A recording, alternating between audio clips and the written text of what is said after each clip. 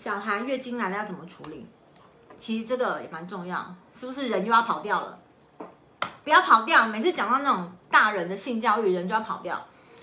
小孩的月经，其实第一个要给他正向的感觉，第二个，我觉得这个东西，这个议题，学校的老师必须要，我自己觉得啦，我觉得学校老师要有一部分的不能说责任，我觉得他们可以在公开场合直接说，比如国中生，因为国中生就是或国小5、6年级、国中的经期就是会来的时候，开始长腋毛的时候，其实经期就差不多快要来了。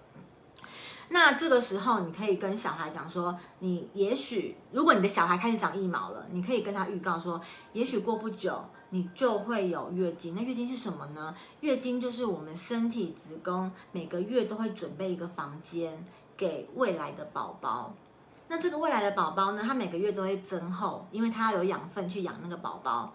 但是如果发现他这个月没有宝宝形成的时候，那个增厚的养分它就会剥落，剥落就会出来，因为每个月都要更新一次那个房间，那它更新的时候就会剥落出来，那剥落的东西就叫做月经。所以月经第一个是象征你长大咯，这是好事，要开心。第二个就是你开始有孕育宝宝的能力了，所以这个时候可以顺便讲避孕，还有就是要保护好自己。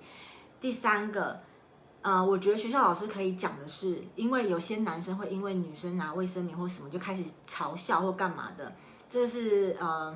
这个有点难避免在小孩子的世界里面。所以我觉得，如果老师把这个东西拿出来课堂上，让各位小男生们都知道，这个对女生来说是一个必要的过程，它是一个长大必要的过程，就像男生的变声一样。或是男生变声，男生也会长毛啊，这些东西都一样，或者是你开始发现你会有梦遗啊，你会自慰啊，只是女生会有月经啊，这些都是长大的象征。那你不要因为你的女同学开始拿卫生棉，或是她月经来了沾到裤子还怎么样，你就用嘲笑的方式，你应该是为她感到开心，或者是提醒她，哎，裤子脏了，或者是说。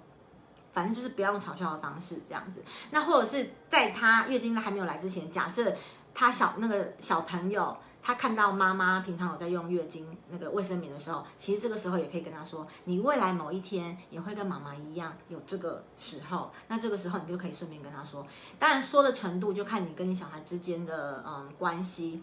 你的小孩他能够接受到怎么样的程度，看你要用什么样的说法让他知道。反正你的说法不一定要用我的说法，但是你的说法必须要让他知道，第一个月经是很正向的事情，第二个月经是代表少女变成女人，它是一个非常好的事情。第三个，月经它不是脏的，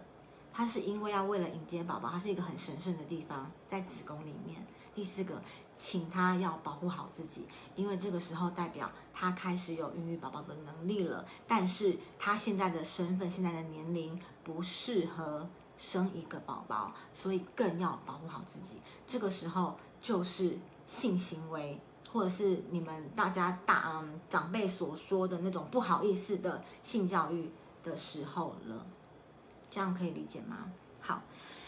月经就是值得纪念的事情啦，因为如果缺乏知识不足的话，其实很容易造成女生被男生嘲笑，或是有些女生根本就不敢用卫生棉，或是女生在发育过程当中会对月经这件事情感到很羞耻、很羞愧，然后影响了她之后的对一些事情的认知，或是她对她的人生态度，其实这样真的不好。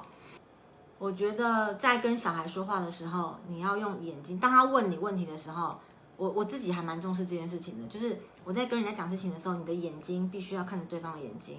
因为你看着他眼睛的时候，他知道你是很认真的在跟他说这件事情，你不是在开玩笑。当你的小孩在问你问题的时候，如果你在那边说，哎呦，这没关系啦，这个是，哎呀，不用问，反正这个过去就好了，长大就会了。你这样子越逃避越怎么样，其实小孩都感受得到。其实人跟人之间互动，我常常讲，是感受得到你的。要怎么讲啊？就是人跟人之间互动，你的最内心的那个意图，其实是可以被感受到的。即使他是小孩，不要以为我们都可以武装，再怎么样武装，那都是面具而已。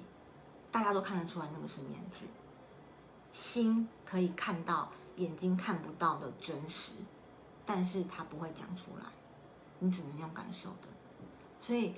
不，爸爸就算是爸爸面对女儿的月经，爸爸也可以说哦，很好啊，代表你要长大了，你要变成一个女人了。那一样，爸爸可以讲我刚刚那个故事，女人的子宫就是为了孕育宝宝什么什么什么。那所以你要记得要更保护自己，不管是爸爸跟妈妈都可以用这种方式讲，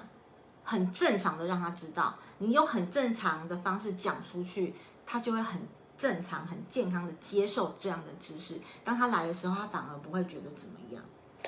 这样听得懂吗？